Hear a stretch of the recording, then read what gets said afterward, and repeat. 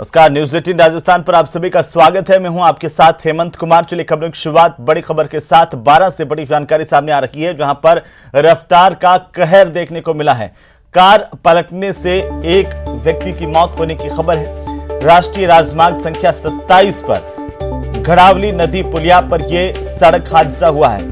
शव को केलवाड़ा के अस्पताल में रखवाया गया है। बहरहाल बड़ी खबर है इस वक्त की 12 से बड़ी जानकारी, जहां कार पलटने से सड़क हादसा हुआ, एक जने की जान गई है। राष्ट्रीय राजमार्ग संख्या 27 पर घड़ावली पुलिया पर यह हादसा हुआ है। शव को केलवाड़ा के अस्पताल में रखा गया है। बड़ी खबर, 12 में रफ्तार का कहर देखने को मिला जब राष्ट्रीय राजमार्ग संख्या 27 पर घड़ावली नदी पुलिया पर सड़क हादसा हुआ। इस सड़क हादसे में एक की जान गई है।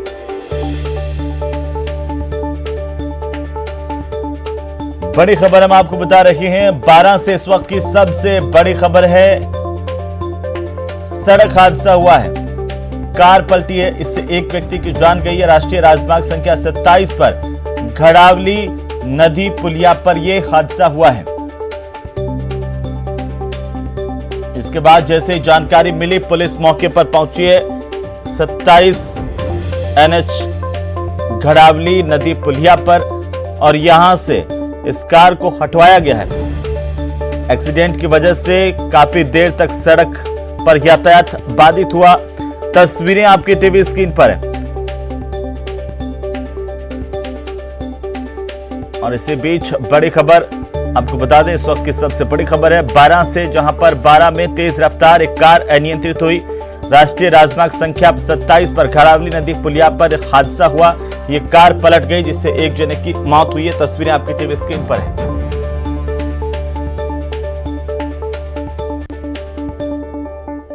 चलिए आगे बढ़ेंगे। और इसी बीच कोटा से बड़ी खबर, जहां पर बिजली विभाग की लापरवाही सामने आई है। बारिश के बाद यहां पर बिजली गुल हो गई। दरअसल चाणक्यपुर इलाके में बिजली गुल हुई है। शिकायत के बाद भी बिजली विभाग नहीं जागा। बड़ी खबर हम आपको बता दें, कोटा में मामूली बारिश के साथ ही कई इलाके देर रात को अंधेरे में तब्दील हो गए।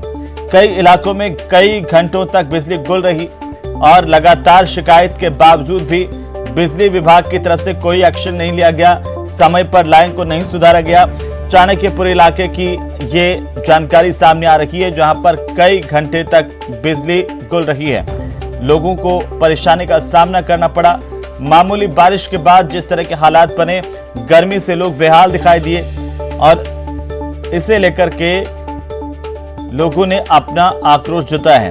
KEDL की लापरवाही के चलते लोगों का कहना है कि यह बिजली गुल रही है। KEDL के कर्मचारी जो है अब वो संवेदनशील नहीं है। जनता की समस्याओं का समय पर निस्तारण नहीं होता, कोई सुनवाई नहीं होती। ये आक्रोश लोगों का है। आपको बता दें कि बिजली विभाग की लापरवाही, जहां पर मामूली बारिश के बाद बिजली गुल हो गई। कई घंटों तक बिजली का कोई अता पता नहीं। लोग फोन करते रहे, लोग शिकायत करते रहे, लेकिन कोई सुनवाई नहीं हुई, और कई घंटों तक यहां पर बिजली नहीं आई।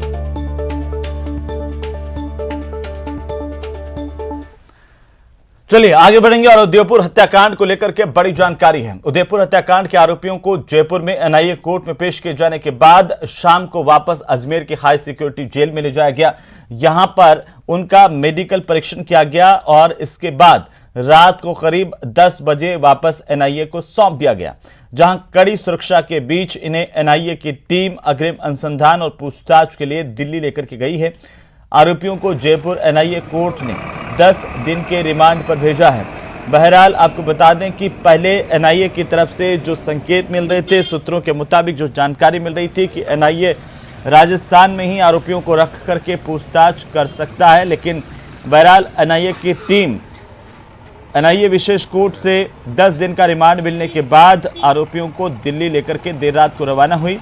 आरोपियों से अब दिल्ली में ही NIA की टीम पूछताछ करेगी, आगे की जानकारी लेगी। बहरहाल कई तरह के संकेत इस पूरे मामले को लेकर के मिल रहे हैं कि आरोपियों के जो तार हैं वो अंतर्राष्ट्रीय स्तर पर जुड़े हुए हैं, आतंकियों के साथ उनका नेटवर्क है। इस तरह की बातें भी सामने आई, लेकिन अब NIA की जांच में ही ये साफ हो पाएगा कि आखिरकार कहां-कहां इनके नेटवर्क थे, क्या वाकई पाकिस्तान से इनका कनेक्शन था, और क्या एक स्लीपर सेल के माध्यम से ये आतंकी घटनाओं को अंजाम देने के फिराक में थे, दहशत फैलाना चाहते थे। तो चलिए आगे बढ़ेंगे और इसी बीच श्रीगंगानगर से बड़ी खबर, जहां पर ऑपरेशन सरहद के तहत 3 पाकिस्तानी जासूसों को गिरफ्तार किया गया है। जासूसों की पहचान नितिन यादव, अब्दुल सत्तार और राम सिंह के तौर पर की गई है। बताया जा रहा है कि ये जासूस पाक हैंडलर्स को संवेदनशील जानकारी भेज रहे थे। सूचना के बदले पाकिस्तानी हैंडलर्स को मोटी रकम यहां पर मिल रही थी। तीनों जासूस श्रीगंगानगर और हनुमानगढ़ के अलावा चूरू के रहने वाले हैं। देश के गद्दारों की तस्वीरें सामने आई है, वो तस्वीरें हम आपको दिखा रहे हैं किस तरीके से ये देश की संवेदनशील जानकारी पाकिस्तान को भेज रहे थे। इसका खुलासा हुआ है। ये ऑपरेशन सरहद के तहत इनकी गिरफ्तारी हुई है। 3 पाकिस्तानी जासूसों को गिरफ्तार किया गया है। जासूसों की पहचान नितिन यादव के तौर पर, साथ ही अब्दुल सत्तार के तौर पर और राम सिंह के तौर पर हुई है। ये 3 जासूस है जिनको पकड़ा गया है। जानकारी ये मिली है कि तीनों जासूस पाक हैंडलर्स को संवेदनशील जानकारी दे रहे थे, उसके बदले में मोटी रकम वसूल रहे थे।